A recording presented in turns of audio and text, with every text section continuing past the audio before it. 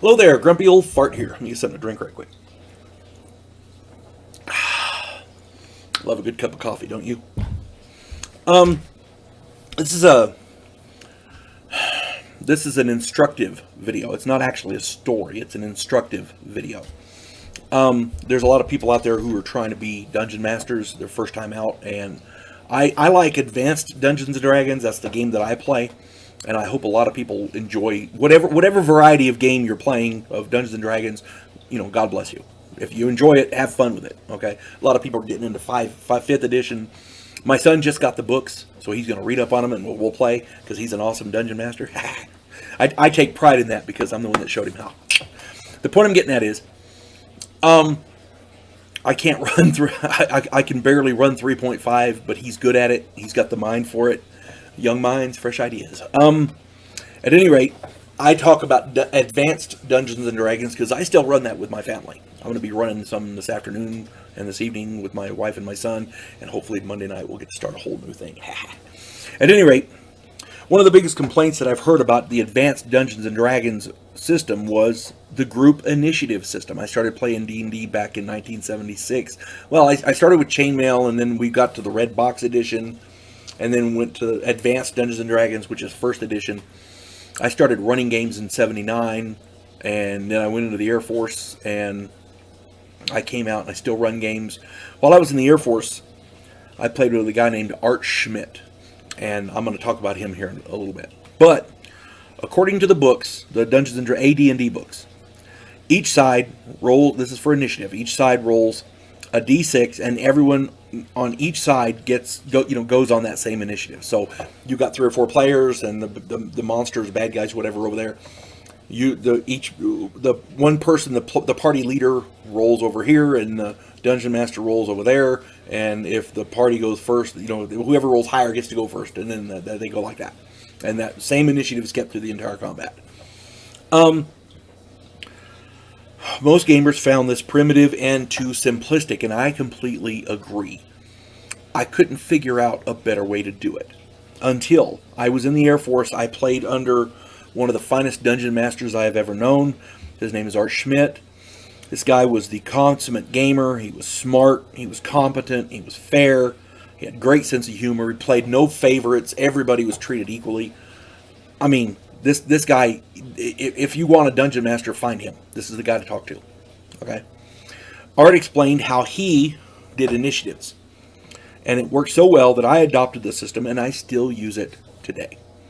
I believe it is very similar to what second edition uses. My time in the Air Force far predated second edition, so we were using it before second edition came out. Excuse me.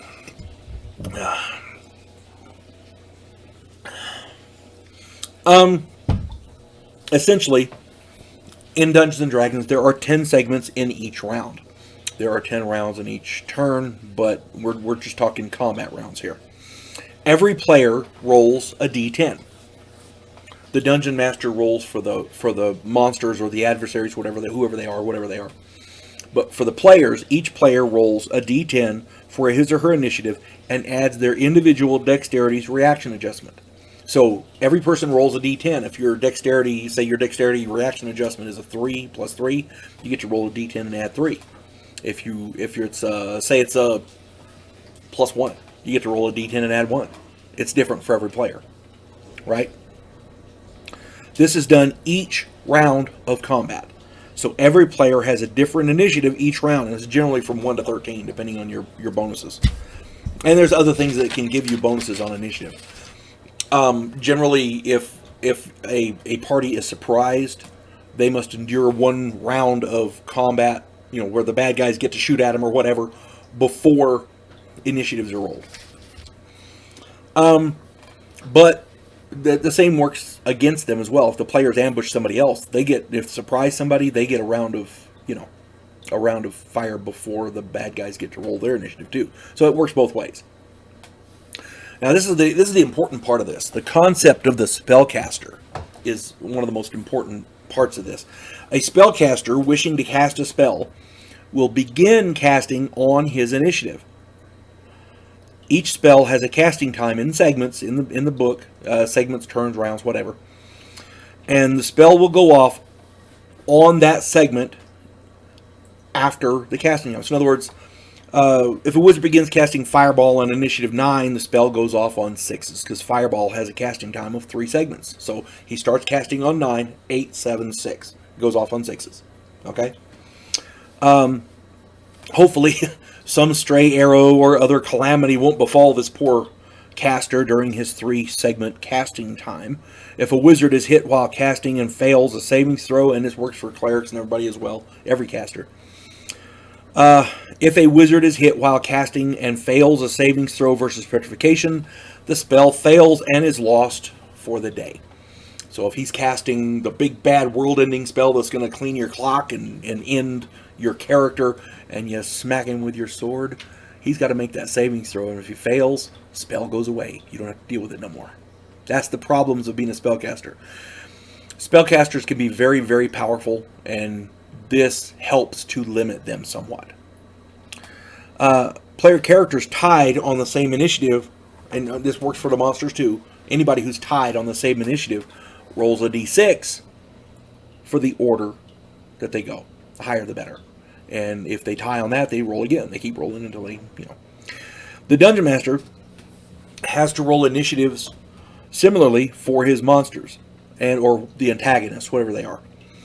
The rule of thumb I use is that if a monster, and I'm going to do a video on this here shortly, if a monster is intelligent and has an organized military-style deployment, they get to all go on the same initiative. Why? Because they've trained together, they're disciplined, they know what each other's going to do, they can coordinate better.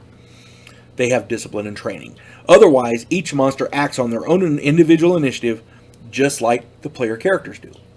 So you can have players going before monsters and then other players going after it and blah, blah, blah, blah. It's all intermingled.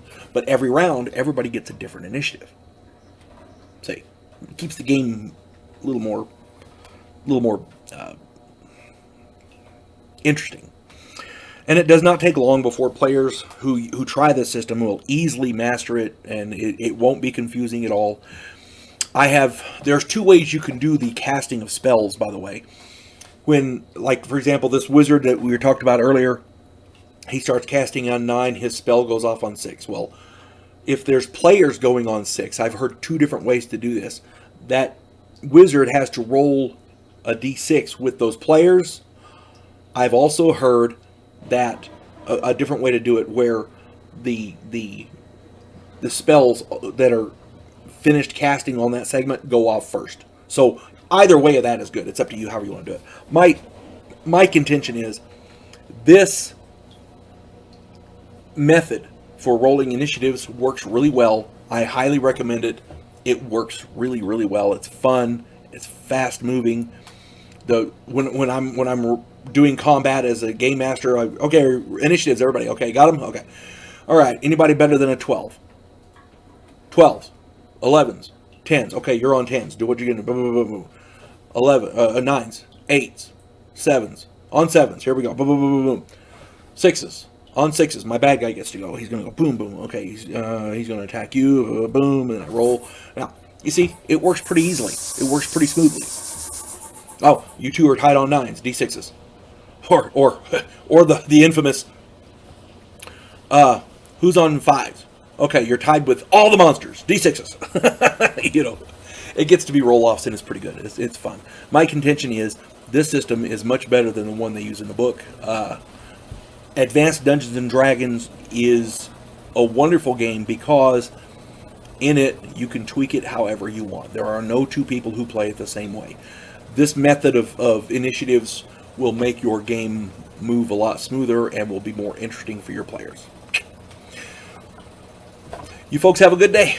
God bless one and all.